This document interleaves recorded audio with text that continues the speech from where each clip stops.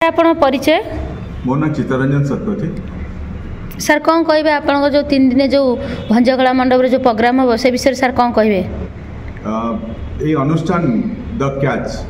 जोटा कि centre for art theatre and cultural heritage आम यार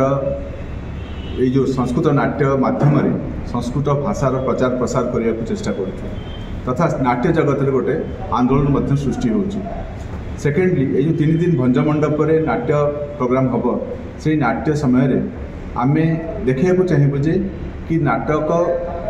समाज उपर बहुत प्रतिफलन करता और तार चरित्र माध्यम आम समाज विकास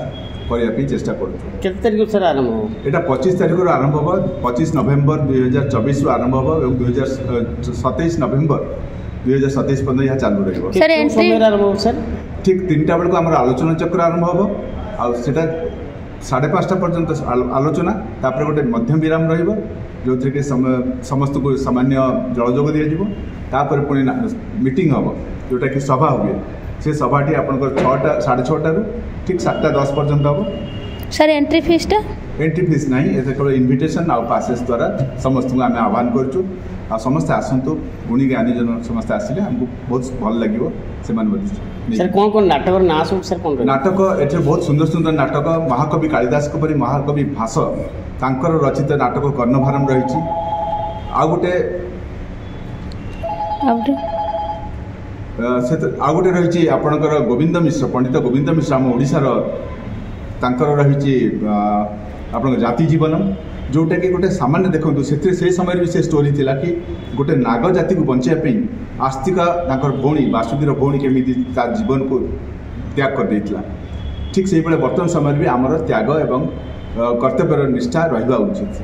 आ गोटे नाटक रही गौरी विलासम जोटा कि बीजेपी महाविद्यालय जो अच्छा संस्कृत विभाग आ गोटे नाटक आसकर भोपाल जोटा कि श्री नाट्यम संस्था आणिक आसकर भी बहुत सुंदर नाटक कृष्ण कौतूहलम। सर केते वर्ष कार्यक्रम चल रही ये कार्यक्रम आम नाट्य माने आम संस्था तो जो अनुष्ठान द कैच ये 12 वर्ष हो गला यही डिसेम्बर 3 तारीख को हो 12 वर्ष सॉरी ये अक्टोबर 3 तारीख को आम 12 वर्ष हो गला एवं नाट्य कार्यक्रम भी सही समय चली आसी सहित समाजसेवा भी किसी आम समय समय करूँ विभिन्न अनुष्ठान सहित संयोग करके आम समाजसेवा करता। मु रतिकांत पाड़ी जो कैच अनुष्ठान अच्छी मु तार जड़े चित्त बाबू तार जो मुख्य कर्णधार से तांकर पछरे मु अच्छी ता कारण मु जड़े संस्कृति प्रेमी ये जो अभिनव प्रयास से करिसंती चित्त शतपथींकर गोटे ओरिजिनालिटी अच्छी से टिके हटके जोटा यूजुअल मेथड अच्छी से जोटा बर्तमान जमी उमा कहते अस्मिता कथा आपन देखिए आमे जितेबाला वेद मंत्र पढ़ा जाए ठाकुर को पूजा करा जाए सेतबले संस्कृत रे मंत्र पढ़ा जाए तेणु जो संस्कृत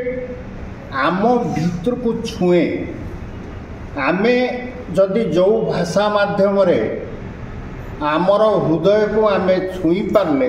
भगवान को पाखरे पहुँची पारले तेणु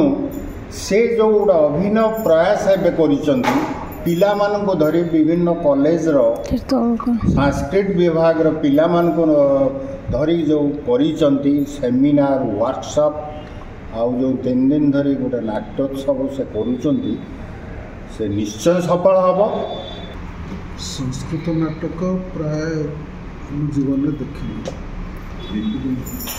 आमर बहुत इच्छा थिला कौटे हेले देखते संस्कृत सिनेमा होता शंकराभरण बहुत दिन तले